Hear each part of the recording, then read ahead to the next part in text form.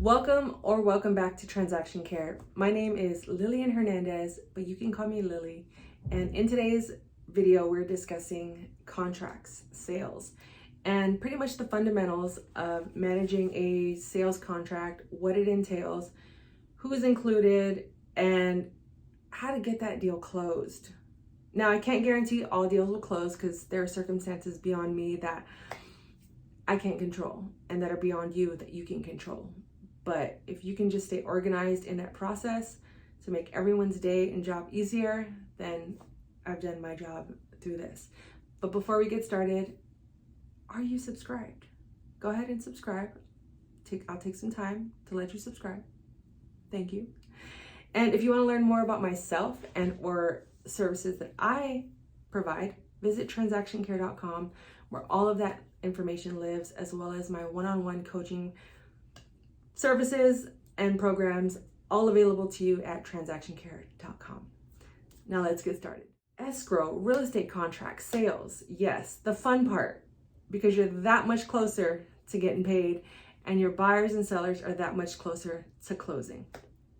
So anytime I get a sales contract, whether we represent the buyers, we represent the sellers, or we represent the buyers and sellers, the first thing I want to do is reply to the emails. I don't know how many times early in my career, full transparency, where I've gotten in trouble for not responding to emails.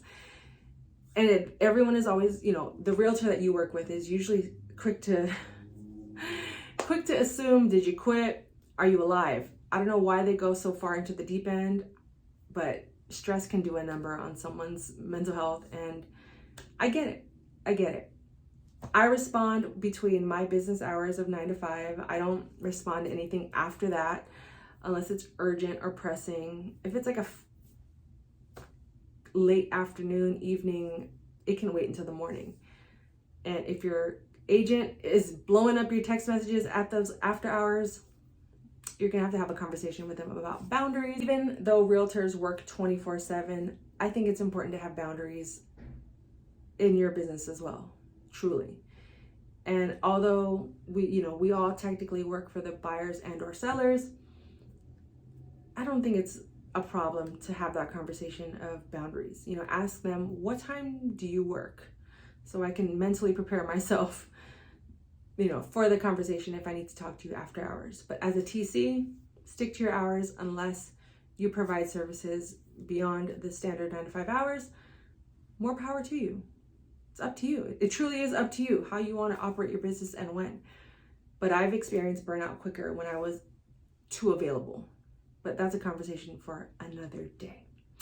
So sales contracts. So once I've responded to the emails with a congratulations, I'll get started on this right away. The timeline is on the way. As a TC, that is my cue to get started. So I download all the proper paperwork. I'm looking for a prelim. I'm looking for tax records as well. If not, I'm requesting or downloading those things from the MLS or asking escrow, just so I can verify more information regarding the property. Was it on the MLS? If so, I'm downloading the MLS reports, again, to just compare and contrast information to make sure it's all correct, down to the listing agent's DRE numbers, their brokerage DRE numbers, your realtor's DRE numbers, expiration dates, prices, commission rates if it's noted in the contract, who's ordering, are we ordering a home warranty or not? If so, how much and with what company? Now I'm just starting to gather information. And if you're a realtor that does not have a TC or an assistant, this is all information you would need to gather for yourself and all those involved as well. Who are the parties involved? What are the realtors' names, escrow, title, lenders, anyone else involved, transaction coordinators, assistants, directors of operations, anyone involved that should be CC'd or included in the correspondence. I like to send one big email to everyone, not our clients. Don't ever share our clients' private information amongst all the team members involved. Only time I'm corresponding with our clients, if we represent the buyers, is between myself, the buyers, and the buyer's agent that I work with.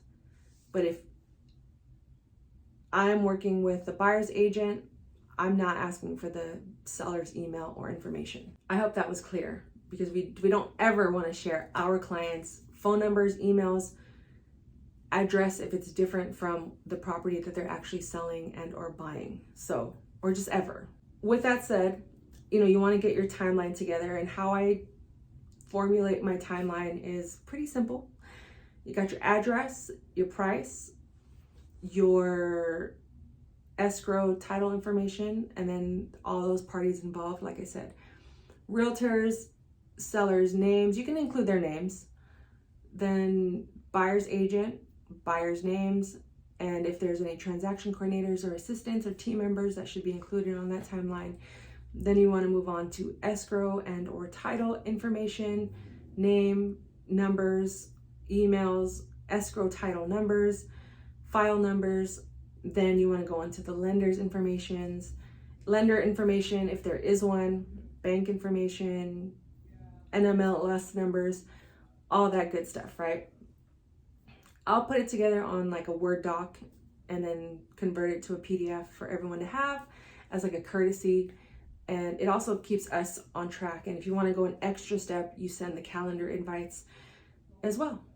But not everyone has Google or Outlook, so you want to just, as a courtesy, send it. If they reject it, they reject it. But that has helped me in my business in the first, as just some of the first steps you take when you get a ratified contract. So something to consider in your business as well. Then throughout the transaction, you want to, review the terms in terms of commission.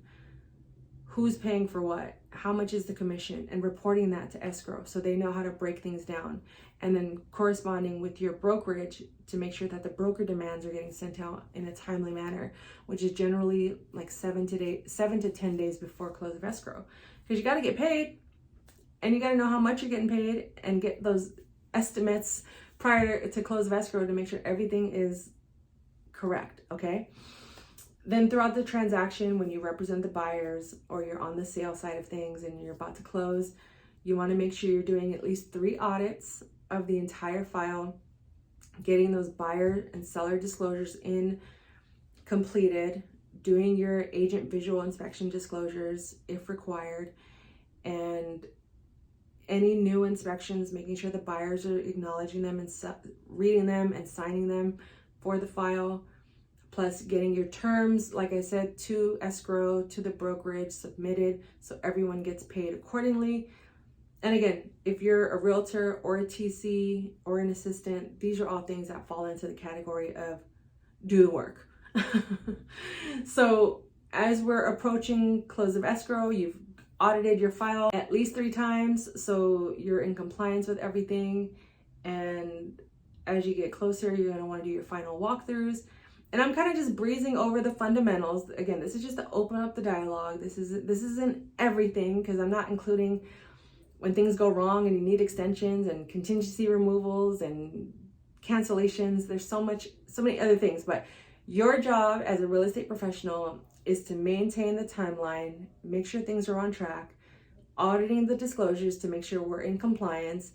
And then the closer we get to close of escrow, contingencies have been removed, MLS says pending, we can move forward with the final walkthrough, close of escrow is happening, we're all paid, and then we're sharing the complete file at the end of the transaction with our clients and storing that thing away for a minimum of 3 years, getting paid, paying our taxes, paying our bills, paying ourselves, and having fun, rinse and repeat. Like I said, these are just the fundamentals. We're just touching the surface. If you want to go deeper, visit transactioncare.com and schedule a one-on-one with me as well. I've worked in this real estate industry for 20 years. I don't claim to know everything, but I do know a lot. And if I can help you in that process of making your job a little easier, a lot more organized, a lot more efficient, then contact me directly and let's get on a one-on-one ASAP, okay? But with that said, I thank you for watching, and stay tuned for the next videos, because we're still going to stay on this TC train and keep it going. So until the next video, my name is Lillian Hernandez, and this is Transaction Care. Care for yourself, care for your wealth. Your time is worth it. Let's coordinate. Talk soon. And you know the drill. go ahead and click on any one of these videos here and double tap my smiley face so you can subscribe if you haven't already done so. Thank you for watching.